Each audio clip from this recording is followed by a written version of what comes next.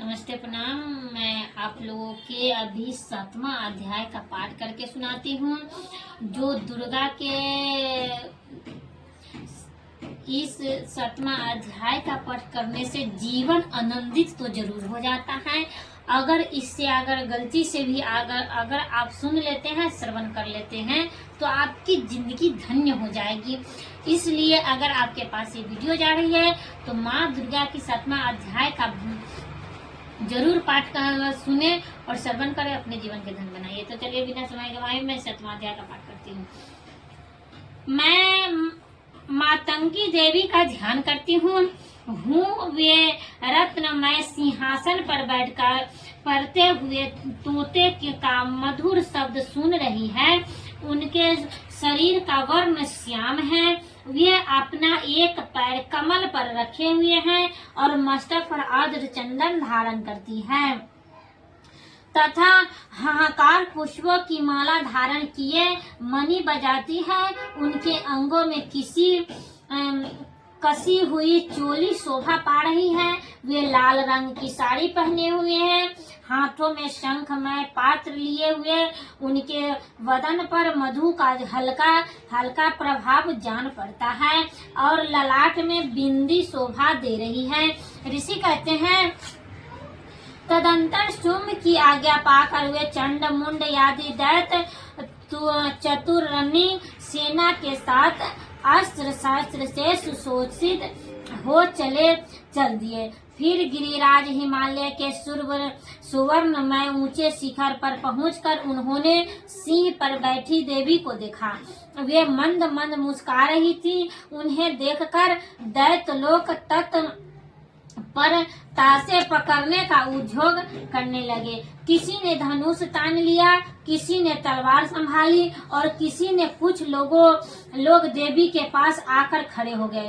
तभी अंबिका ने उस शत्रु के प्रति बड़ा क्रोध किया। उस समय क्रोध के कारण उनका मुख काला पड़ गया, ललाट में भौवें टेढ़ी हो गई और वहां से तुरंत विकराल मुखी काली प्रकट हुई, जो तलवार और पास लिए हुए वे विरचती ठंडकवान धारण किए और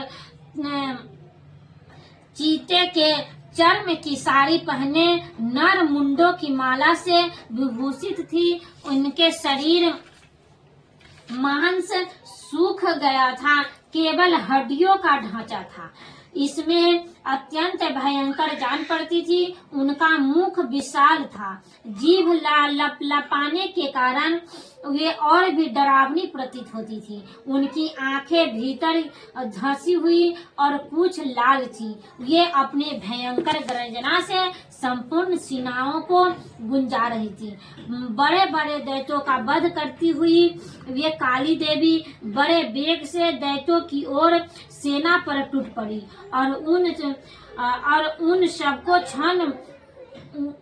उन सबको भक्षण करने लगी। वे पारशक्ष को अकुंशधारी महावतो योद्धाओं और घंटा सहित कितने ही हाथियों को एक ही हाथ से पकड़कर मुंह में डाल लेती थी। इसी प्रकार घोड़े, रथ और सारथियों के साथ रथी सैनिकों को मुंह में डालकर वे उन्हें बड़े भयानक रूप से चबा डालती थी। किसी के बाल पकड़ लेती, किसी का गला दबा देती, किसी को पैरों से कुचल डालती और किसी को छाती के धक्के से गिराकर मार डालती थी। वे असुर के छोड़े हुए बड़े बड़े अस्त्र शस्त्र मुंह से पकड़ लेती और रोसे में भरकर उनकी दांतों से पीस डालती। काली ने बलवान एवं दुरात्मा दैत्यों की वह सारी सेना की रौंद डाली, खा डाली। कितने को मार भगाया, कि कोई तलवार के घाट उतर गए, कोई खड्ग से पीटे गए और कितने ही असुर दांतों के अग्रभाग से कुचले जाकर मृत्यु को प्राप्त हुए। इस प्रकार देवी ने असुरों को उस सारी सेना को क्षण भर में मार गिराया।